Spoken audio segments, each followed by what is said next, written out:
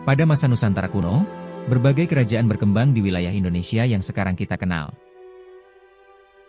Sebagian besar berdiri di lokasi strategis seperti di tepi sungai yang menjadi jalur transportasi penting. Beberapa lainnya terletak dekat pantai, memanfaatkan jalur laut untuk perdagangan internasional. Ada juga yang menjadi pusat perdagangan kuno, menghubungkan berbagai wilayah Nusantara. Mari kita lihat letaknya di peta Indonesia. Sejarah Indonesia sebelum kemerdekaan. Masuknya Islam dan era Kesultanan. Kesultanan Malaka, abad 15, Semenanjung Malaya. Bayangkan kita mundur ke abad ke-15.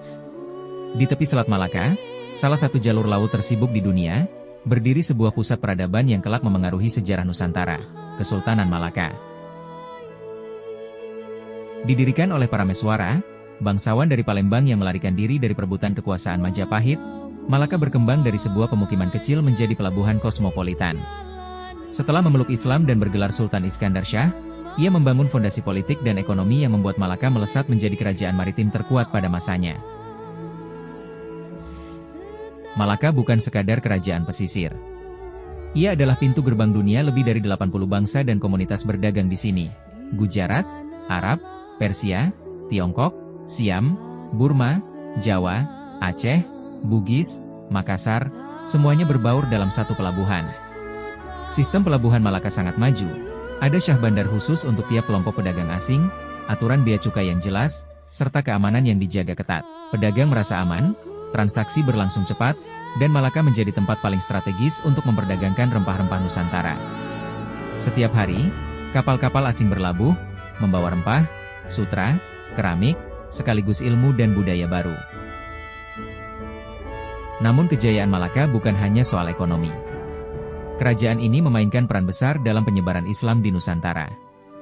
Melalui interaksi dagang dan hubungan keilmuan, Malaka menjadi semacam universitas maritim bagi para pelajar dan ulama dari seluruh kepulauan Indonesia.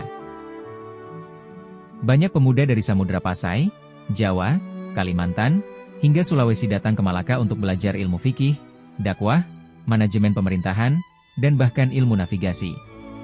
Mereka pulang membawa pengetahuan baru yang menjadi dasar tumbuhnya kesultanan-kesultanan Islam di Indonesia, termasuk Aceh Darussalam, Demak, Banten, dan Ternate. Di dalam negeri, pemerintahan Malaka pun sangat teratur. Sultan dibantu bendahara, laksamana, temenggung, dan syah bandar, struktur yang menjadi model bagi banyak kerajaan Islam di wilayah Nusantara. Hukum Islam mulai diterapkan berdampingan dengan hukum adat, menciptakan tatanan yang stabil dan dihormati pedagang asing. Namun, kejayaan itu tidak kekal. Pada tahun 1511, Portugis menyerang dan merebut Malaka, mengakhiri masa keemasan kerajaan ini. Meski begitu, pengaruhnya sudah menyebar luas. Ilmu, jaringan perdagangan, serta tradisi Islam yang pernah berkembang di Malaka terus hidup dalam peradaban Indonesia. Kesultanan Malaka mungkin telah runtuh, tetapi warisannya tetap menjadi salah satu fondasi penting bagi dunia Islam Nusantara dan sejarah maritim Indonesia.